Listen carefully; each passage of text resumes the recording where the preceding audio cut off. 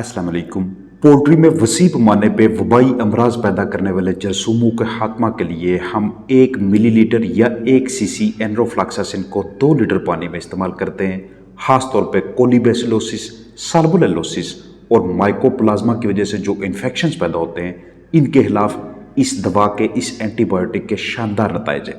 जैसे ही ये एंटीबायोटिक आप अपने बर्ड्स को देते हैं तो ये जल्द ही उनके अजसाम में अपना काम दिखाना शुरू कर देती है और मतलूबा जरासीमों को मज़ीद नए DNA नहीं बनाने देती, और नतीजा ये निकलता है कि जल्द ही इन्फेक्शन ख़त्म होना शुरू हो जाता है। मज़ीद सादा अल्फाज में अर्ज़ करूँ तो जब भी आपके फलाक में इकोलाई, साल्मोनेला या माइकोप्लाज्मा की वजह से सांस या हाजमा के मसाइल पैदा हों तो उस सूरत में निज़ाम तनफ़्फ़ुस और निज़ाम इंहज़ाम में ख़राबी का मौजब बनने वाले इन बैक्टीरिया के खिलाफ एनरोफ्लॉक्सासिन एक मौसर एंटीबायोटिक है। जहन में रहे कि ये दवा बैक्टीरिया के खात्मा के लिए मौसर है, वायरस के खिलाफ बिल्कुल भी नहीं। हाँ, अगर प्राइमरी यानी पहली वजह वायरस है जिसने आपके बर्ड्स को मुतासर किया और अब मुदाफ़ती निज़ाम की कमज़ोरी की वजह से सेकेंडरी यानी दूसरे नंबर पर आने वाले वो बैक्टीरिया, वो जरासीम बर्ड्स के अजसाम के मुख्तलिफ हिस्सों या अज़ा की खराबी का बायस बन रहे हैं जो एनरो के इस्तेमाल से ख़त्म किए जा सकते हैं,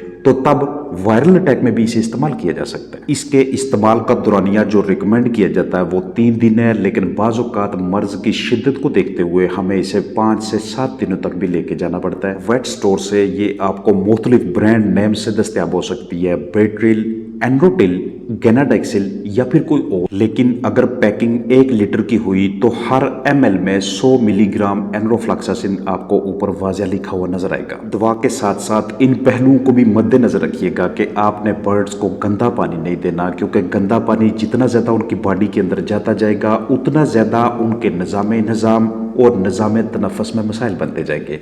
खराब बिस्तर, ख़ासतौर पर वो वाला जिसमें नमी ज़्यादा हो, इस वजह से भी ये मसाइल ज़्यादा आते हैं। आंतें ख़राब होने लगती हैं, बिट्ठू में खून या काली बीठें या चॉकलेटी नज़र आती हैं।